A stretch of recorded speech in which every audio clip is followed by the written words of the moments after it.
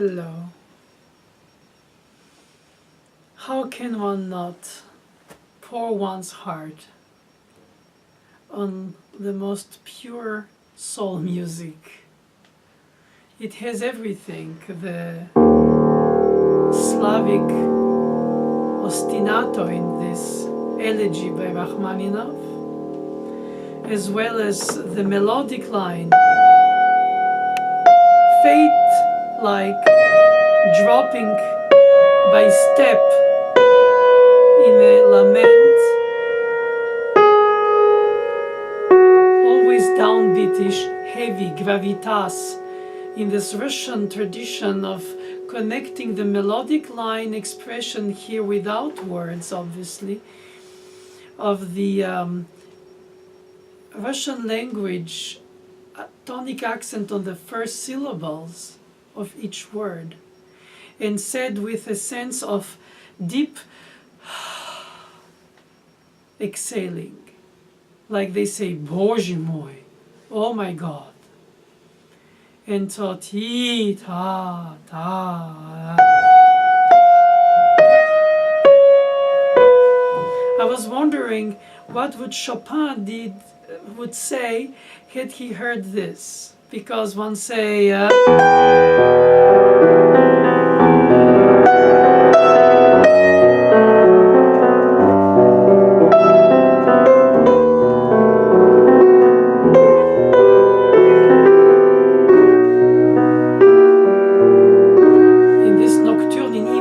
by Chopin, you have the same dropping step by step, like fate, starting high with hope and dropping down, while the melodic drawing of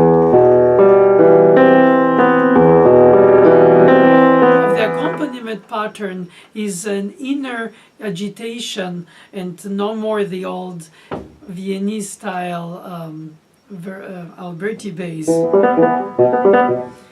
of course. But in the Rachmaninoff, he pushes it as if Chopin, but further, by having the tip of the wave of the drawing of the stretched arpeggiation of the accompaniment that takes 2/3 of the keyboard in sixths, almost as if a secondary melody or parallel, which he does but later. In the beginning is just the loneliness of the dropping of the note, and then the accompaniment remains hugging over, kissing and hugging over, crossing over the melody. So I think ambiguously wanting to appear like as if it's teasing it, but it's still under the melody in terms of dynamic range or color if it was orchestrated. But since the piano is monocolor and is written for the piano, I think there is a ambiguity that is entertained by the composer to keep that from happening as a melodic combination.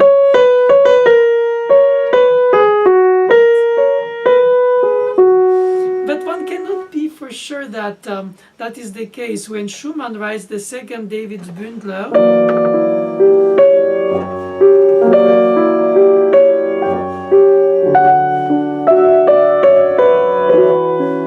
he also has a single melody like in the Chopin Nocturne or in here in Rachmaninoff's Elegy. So it's very eloquent drop of this lament of the lonely note, step by step by step by step, as in an exhaling from the inhaled opening, dropping from up down. And in Schumann, he also overlaps with the accompaniment pattern. And that high G could become crisscrossing over the melody, which is dropping appoggiatura on the C sharp, and the G of the accompaniment. If he really wanted to keep it apart for the space and range, he would have done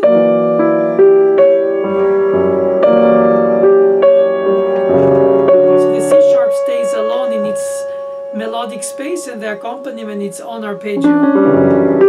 But he purposely goes and hugs over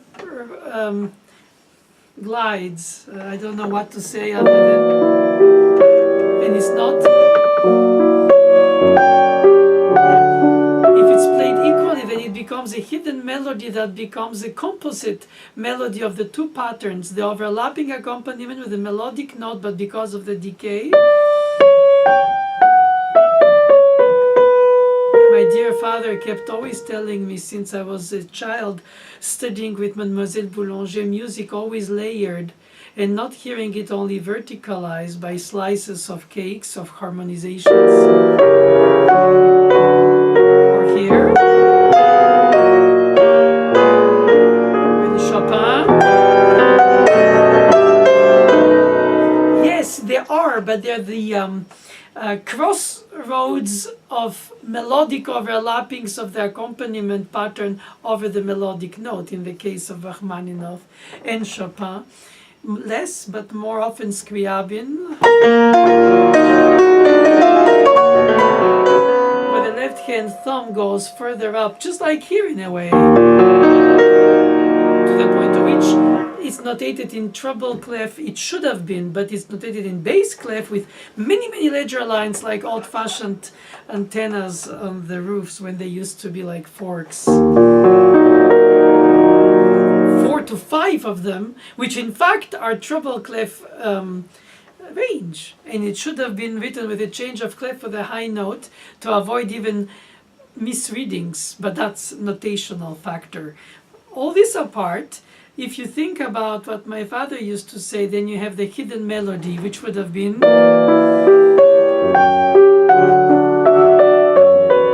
is a combination of the two, and if you layer it, then you don't have it combined.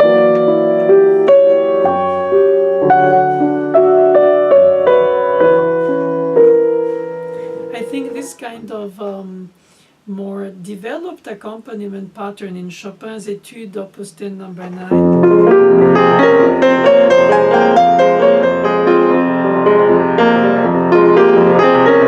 Again, you have the thumb overlapping, is the drawing of the way the hand is made, so that the thumb and two can stretch further, so you can reach more than the 4 fingers that are the vertical compared to the thumb, originally horizontal, but I think should be played diagonal in order to give that capacity through upper rotation on a pivotal, long, straight middle finger like the third, the capacity to go fast from one end to the other with a short thumb and 5 played straight with the tips while held in the balance of that upper rotation through the straightness of the thumb, of the middle finger, forgive me. Meanwhile, the wrist should not be above the ridge and be under, while the ridge of the palm is high enough for the middle long third finger, therefore, to be the pivot, and allow this to be flexible, fast, and stretched.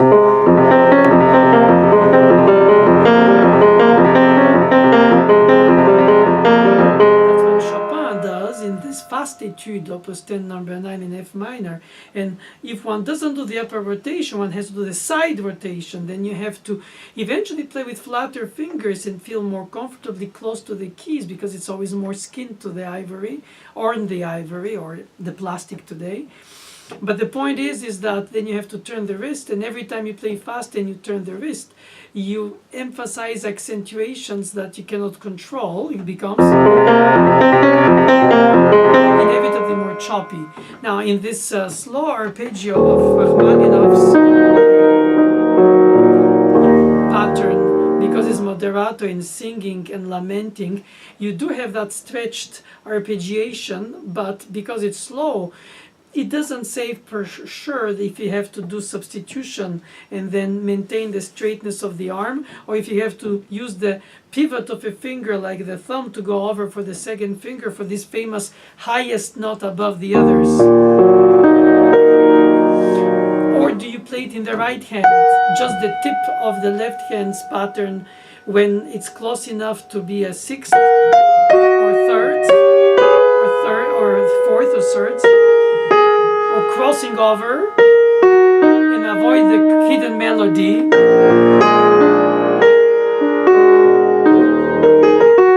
Rather,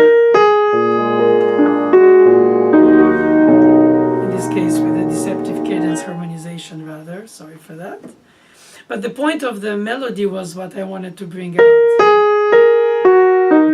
And so my father, being a medical doctor after having grown as a musician, he played violin, oboe, accordion and more, but became a medical doctor. He always liked to sort of scientifically synthesize the musical rapport of human comprehension of music as a listener without to be knowledgeable. And so he always thought that the listener amalgamates the sounds in a way that verticalizes them, even if they're played colorfully distinct with the orchestration. If it's oboe, clarinet, strings, obviously you hear different colors. So in a way, the colorization allows you to follow better if you're attentive with your listening without a score, just by listening where the different parts go. When it's a string quartet, a piano, or a string orchestra, then you have a unity of sound, even if you have capacities of dynamic ranges to bring out or bring in some elements, but it's more like shadows and lights rather than colorization in terms of timbres of instruments. That the musical, let's say, music lover or music knowledgeable person, or person just wanting to hear music, hears and tries to hear verticalization of the elements and hears the slices.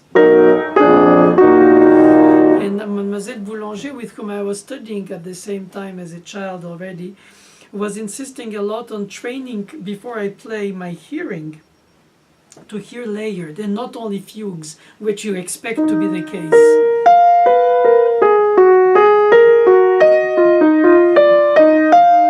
Because they're written as what they are, polyphony, meaning each voice of the many voices, in Greek many, poly, and phonos, voices.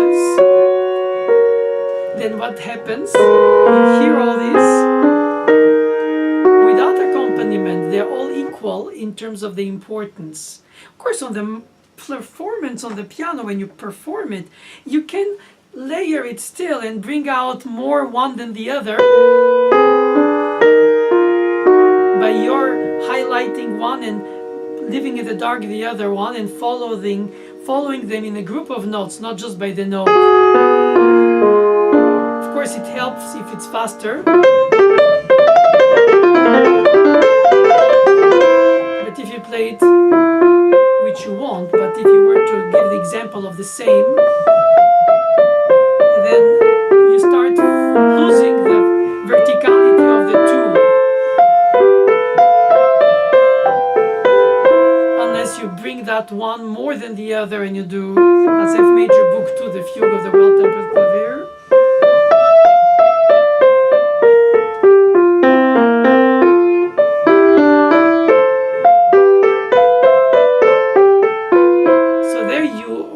Choosingly bring more the second entrance, and the first that continues after it started is purposely put in the shadow so that you bring out the other. But since both move, you feel the hear, understand, or sense, or share, whatever the way you comprehend music without score or knowledge, you hear or understand, or I would say filter in a way, what you are given to hear as a material.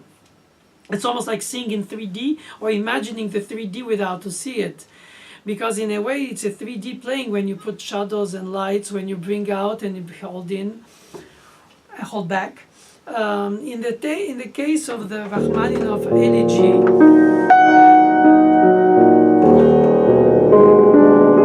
by the time you resolve to drop the G flat in the melody, you have something like 5 slow beats.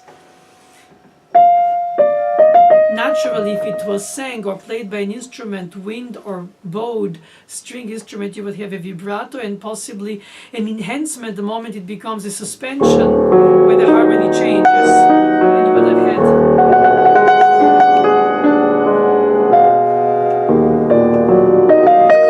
a capacity of enhancing the held note, which on the piano you only have the decaying vibration of the initial hammer hit on the resonance of the vibrating string. And unless you do trill or repeated notes, which are unnatural to the imitation of the voice, which holds one note, but held by the voice air supply of the human body as well as the instrument, of if it's wind instrument.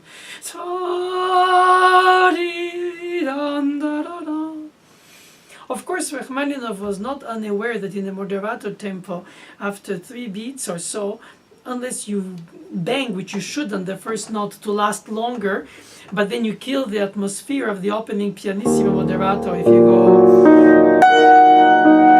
you have a chance to still decay enough to pick it up where it dropped.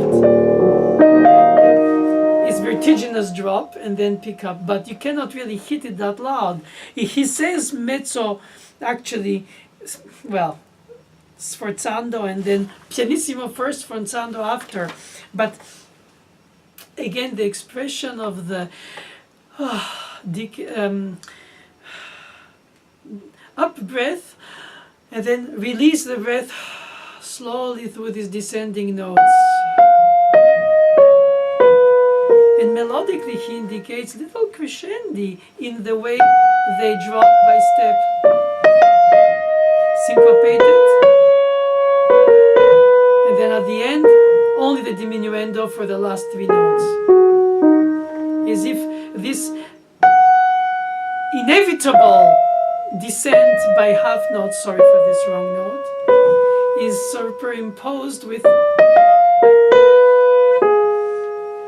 syncopation of quarter 8, syncopation of half and quarter, ascending notes from under, but still reaching the dropping notes, and you still have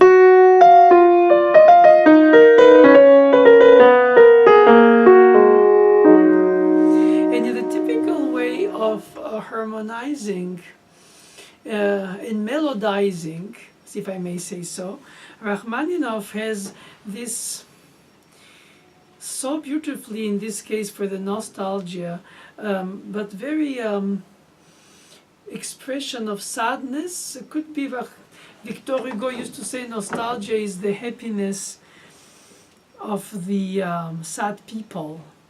I think it was a critical way to look at it as a Frenchman, but I think as a Slavic Russian, which is the same, there is a sense of general decay. Could it be that because most of the words start with a down accent on the first syllable, and you always sound like everything is with gravity or with gravity in the sense of dropping, and it's not ta ta ta ta ta ta ta like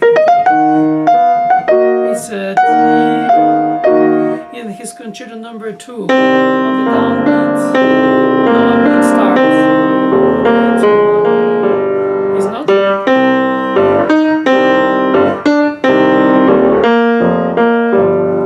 In C minor in Beethoven's 3rd movement of the Pathétique, you arrive on the downbeat up with the upbeat. It gives you that sense of rebouncing, and here it's always starting.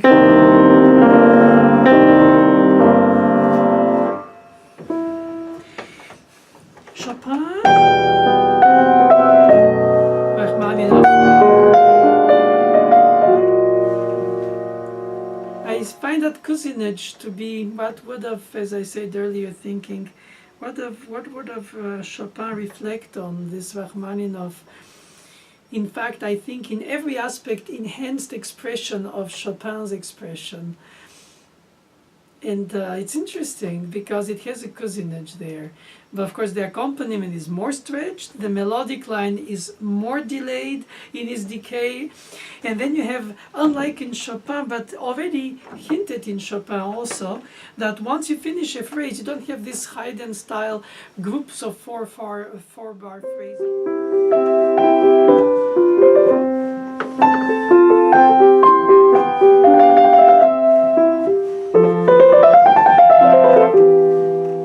Everything fits in small cubes, fragments, well tucked in.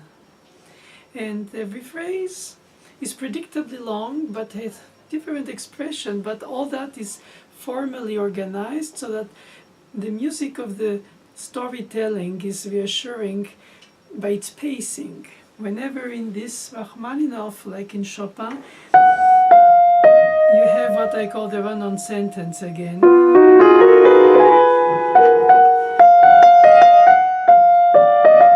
Reminiscent of some melodic line that is in music evocative of words that would be descriptive, let's say, of a narrative story about some trip perhaps, and not only the action but also the interaction of us within that trip.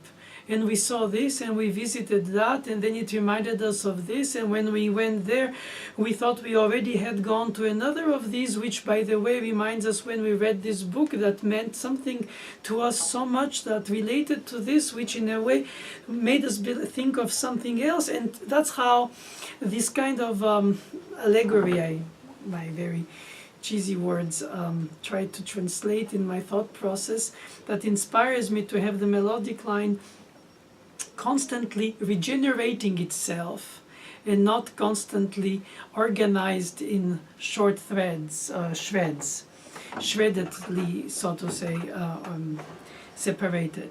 And so when you finish the first drop,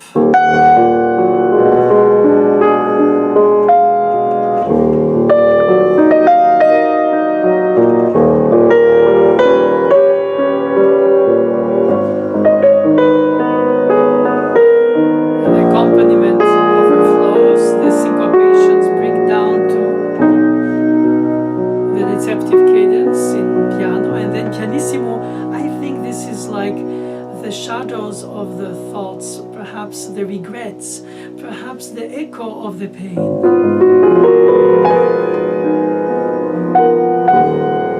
That would have been the place where, if it were to be the old-fashioned, more academic classical writing, you finish the first sentence and then you start the second sentence on the relative major.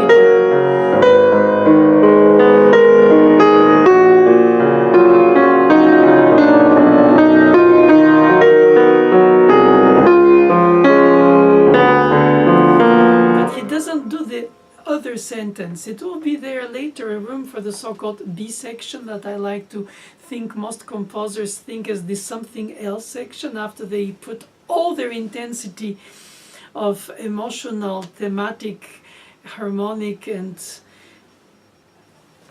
musical expression, as if they put all their eggs in the same basket and there's nothing left for the B section, and to be that kind of sidekick moment where it's something else, then to return back to it in the A prime at the end is a reconnaissance or reminiscence or remembrance or re-enhancement of the opening A section or opening section, which would then come as a, in a way, not only repeat but also restructured and constructed confirmation that would lead to the coda and give us a sense of ABA symmetric section. So the B in the middle, or the middle section, sometimes is the other section, which I find not always to be as invested in the intensity, with some exceptions like C sharp minor prelude.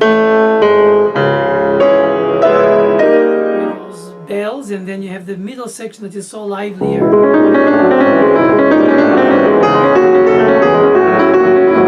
can almost play each of those sections separately and as a separate piece and have still intensity equally so as an initial statement.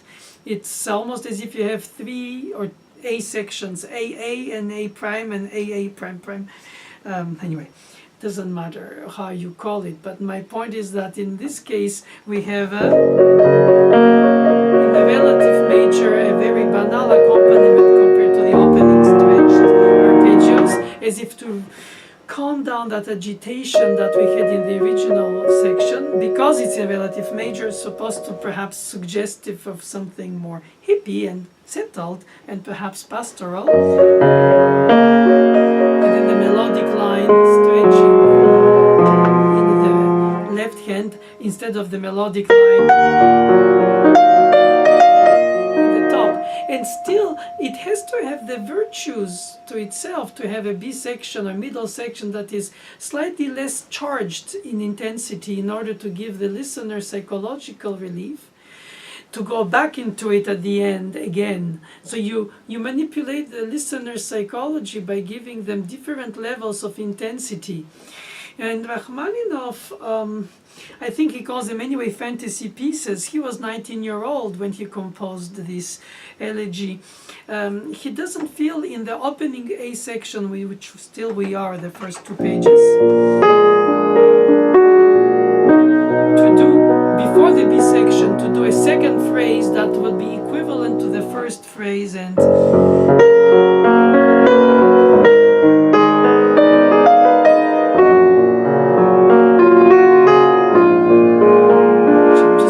up cheesily, forgive me, but it's just to give an example of why he didn't do it. In a way, it's not in a way, it is the reason for which I give this kind of example, because then you appreciate even more the idea of the melodic line that almost ends in dying after having started vibrantly loud, and inevitably drops even with little accelerandi or crescendi or syncopations to maintain the flame, and then inevitably it dies just at the moment where the harmonization is deceptive 6 degree, and then has this pianissimo in triplets, a kind of breeze that comes through and chills your back, like, oh, what happened? I thought I already heard the first sentence. Is it part of it? Is it the announcement of the next? Or is it just... we don't know. And that's a good thing to leave it so in expectation. And the reason for which he leaves it in expectation is because when the top notes of the melodic line reach the top notes of the accompaniment line, you have first sixths as intervals. And bar 3, you have fourth, so it's already smaller. Then the triton. Then the third is getting closer, and the melody is dropping by step, and the accompaniment is going above. That's the place where the two intertwine and create this possibly hidden melody. I did not agree with my dad about it, by the way.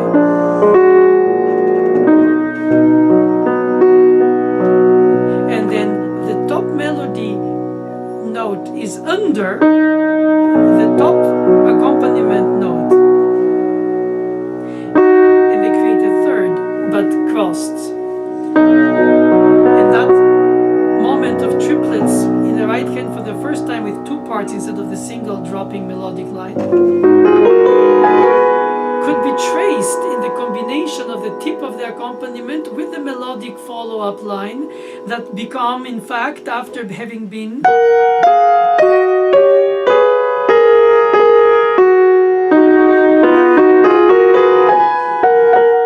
so perhaps there's the accompaniment tip note that goes into the territory of the melody, while melody drops, then the ascending note of the accompaniment overlaps, hugs, kisses, whatever you want to call it is not very musicological, granted. But then all of a sudden these 2 parts that appear for the first time in the melody, which did not start with thirds,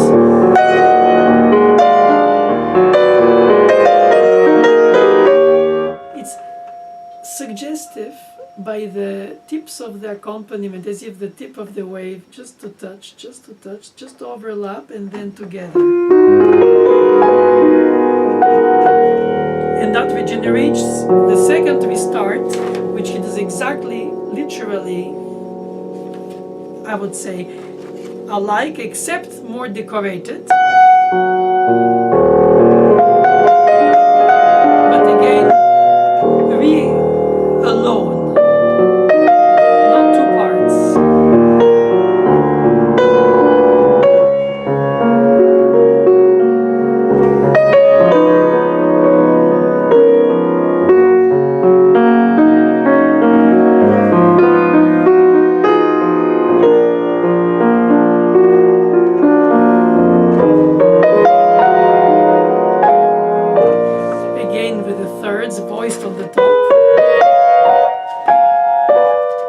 at the very last bar of this first page, whenever in the middle of it we had the first triplets with two parts. So but in between you had just the lonely note. Or I think a composer chooses how to people the background of the painting, if it's a soundscape, not landscape, and then how to bring moving parts for the action or suggestive of an action that is imminent or just happened, in which the painting freezes the situation, but you feel the energy of the action of it, even if it's not a moving film, but it's just a still picture or still frame or a soundscape or a soundgram or sono picture of the expressions of the mood of the meaning of what is suggested. And I find that choosing to start with a single note, with a deep bass in the ostinato and the spread arpeggios that purposely play with the melody, which by the time it drops, merges almost.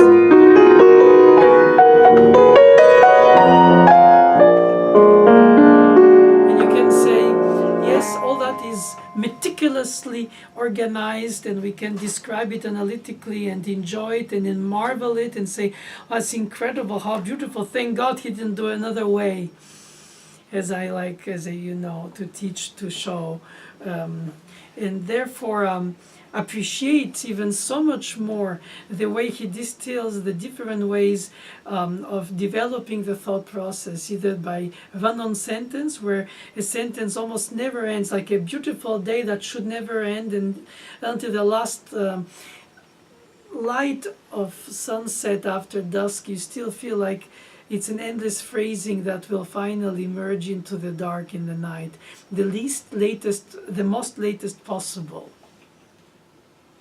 As if from the get-go this melodic line doesn't want to end, but tell in every detail, even if it's a painful narration or story, sad in E-flat minor. Perhaps it's not that sad. And the good thing is that we don't need to know what it is, because there are no lyrics and we don't need them. But the gestures of the melodic line, when there's a leap up a sixth or descent by step, and you feel the different expression of the humanity in it. And in the second page, the same becomes forte and dubbed in octaves with the tenths and the sixths rather.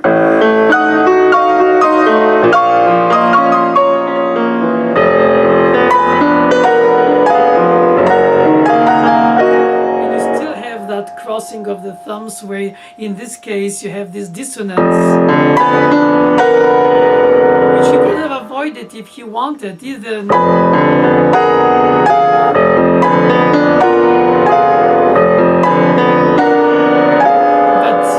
no, it has to be this. I call it hugging more than hurting.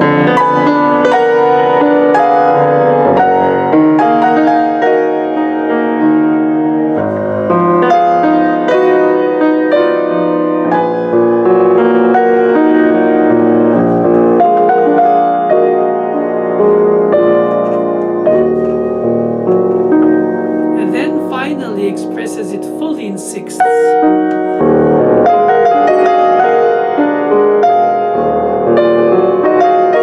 It's as if now it's fully blossomed story, compared to the opening where it was suspended and dropping in syncopations, avoiding the descent by trying to maintain it rising, but syncopated delay until it drops. Now it's fully bloomed.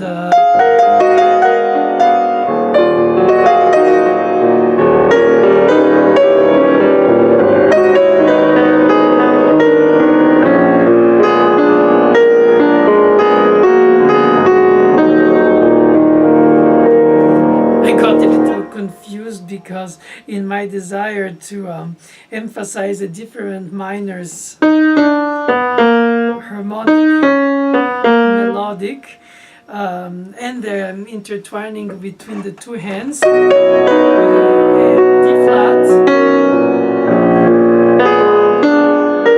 and the D natural leading tone in the accompaniment that he does again kiss, hug or grind, whichever you like to think of it. There is no other way it can be, even if I try to attempt to say how if he had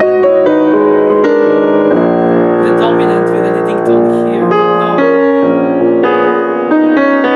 The descending top tetrachord and the accompaniment rising the leading tone, the D flat down, the D natural up, and they just meet, intertwine, interhug, whatever you can call it.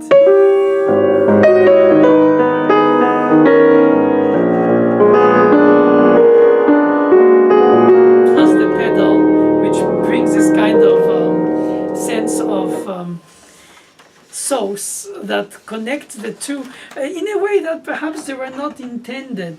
And who knows if he didn't intend it fully for that.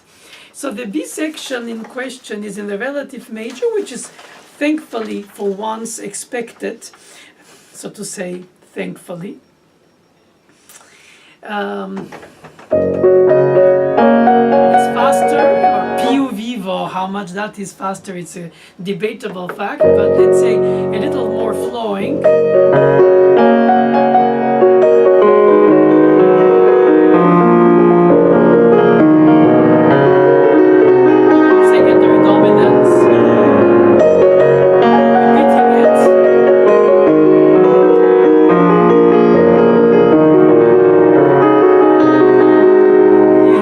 With Chopin's B minor prelude, or we have a slow motion of harmonic progression with a melodic line that sort of stays on the horizon line as long as possible, no drastic dropping, and same thing. And because it's a major in this case, relative G flat.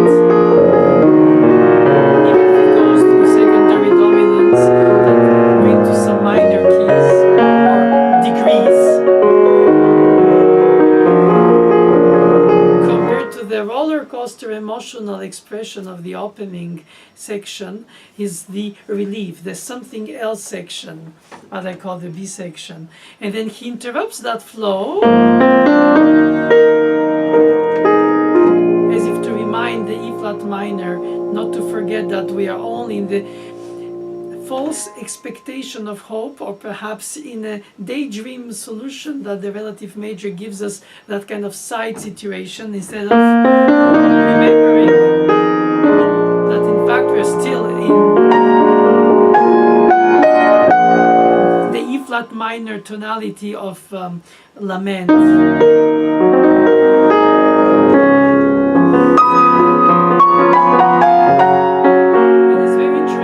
From this relatively, and I put of course quotes, not quotes, but a lot of emphasis on the word banal. It's not banal, but it's just purposely, very obviously purposely very simple, and not as drastically dramatic and peculiar as the opening arpeggios.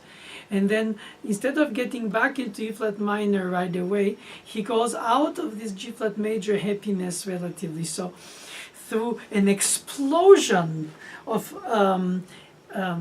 upwards happiness, hope, and in a way a dramatization of the happiness that was the relief after the drama. Here it becomes the paroxystic moment where you reach major nines in G flat major, and then you have the modulation inharmonically that brings you into another dominant major ninth of D major or E double flat major, and then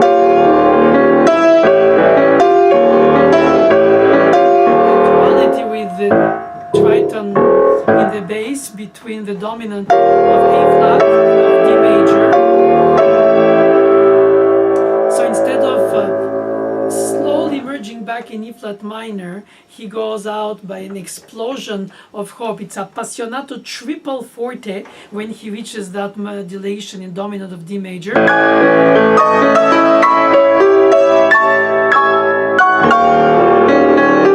back to A flat, and again.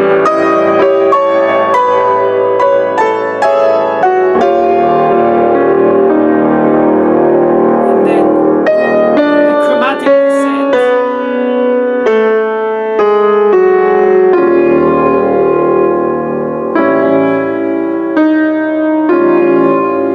The duality of should I not.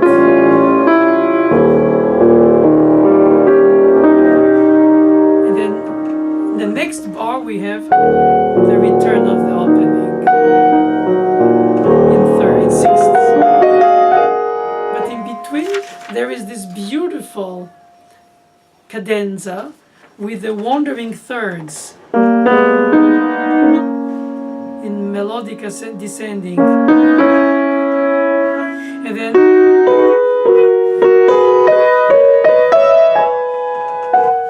not one D natural leading tone back to E flat minor, so more subtle, so more painful by the descending minor mode with a D flat.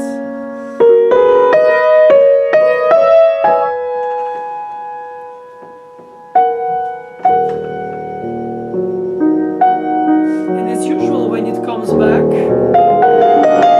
the first time was the statement to express it to the audience or to bring it out and say it. The second time is more like the reminiscence of the beginning when it comes back after the middle section. And it's more like to yourself. Oh, wasn't it nice when I was there and we did this and we thought of that, we dreamt of this. I like to think more like a daydream of the opening in the closing. Reintonation of the opening. More pianissimo than any hairpin. And so he reaches the point of the 504 with a triple pianissimo. When a page before we were triple fortissimo, and here the paroxystic moment to try to get out of this sorrow by the explosion going out, or then by just accepting. I think these two are so polarizing and so strong and so short or close to each other that when the final coda page comes, everything after this chord is nothing but perhaps the most distant reminiscence of that opening. And now he uses the harmonic with the augmented second, more painful mode than the modal descending before.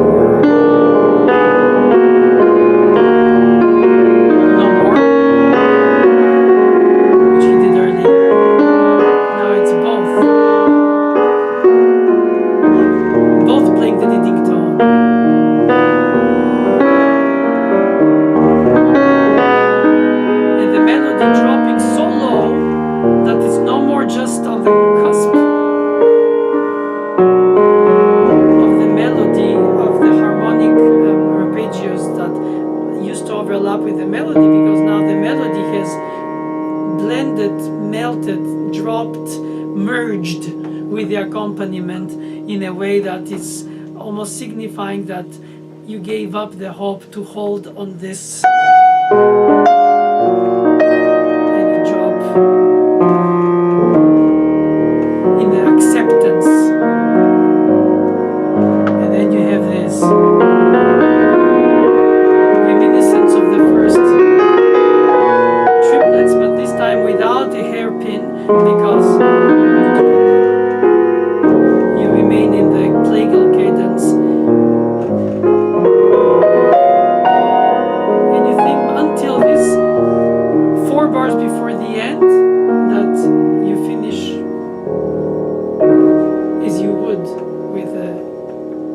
acceptance of having tried, hoped, narrated, daydreamed, almost escaped, dropped again to retell the story, and then end merging with the accompaniment in the dark deep. And what does he do?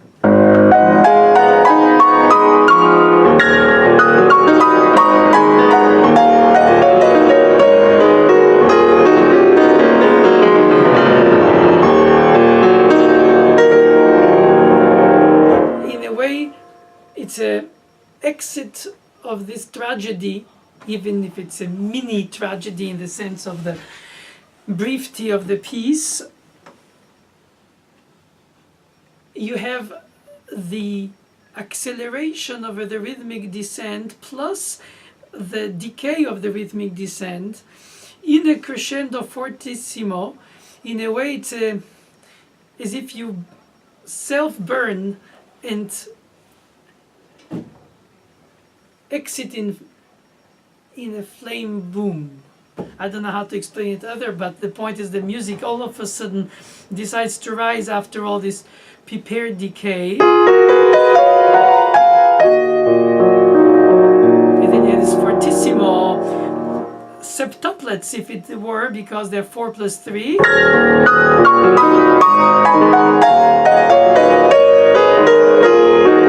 he does use the upper stem and the bottom stem for this high bells, and then the descending thirds, and they happen to, on the beats, create that dissonance that gives that sense of pain on each beat, rather that wound, musically speaking.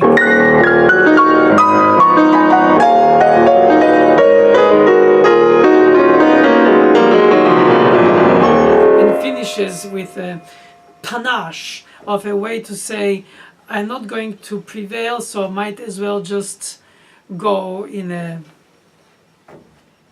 explosion of myself. And it has this kind of desperate ending instead of being the acceptance ending only.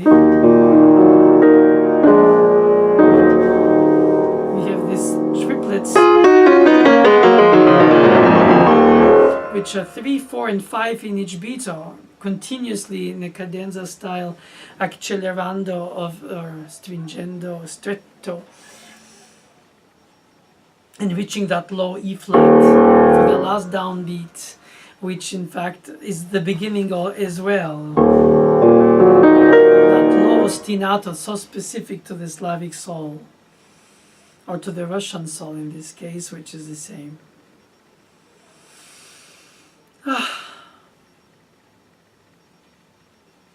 The music itself says it so much more eloquently than any of my words, but I thank you very much for having shared these few minutes of intense, very intense drama. I admire how he can express so much in so little, dosaging the expressions and the meanings and the hints and the innuendos in ways that are just unbelievably masterfully displayed, so that what appears when you play it, thankfully, if it's well done, to be, which is not improvised or spontaneous, is in fact remaining spontaneous even through the written media, that he left all these signs on paper for us, and they become these sounds that all of a sudden bring us to daydream of our own narration. In a way, it's with your own words that you say his, through the music of his notes. But you say so much more than just words.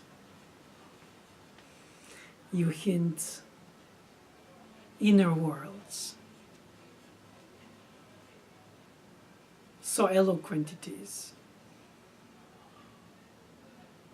Thank you.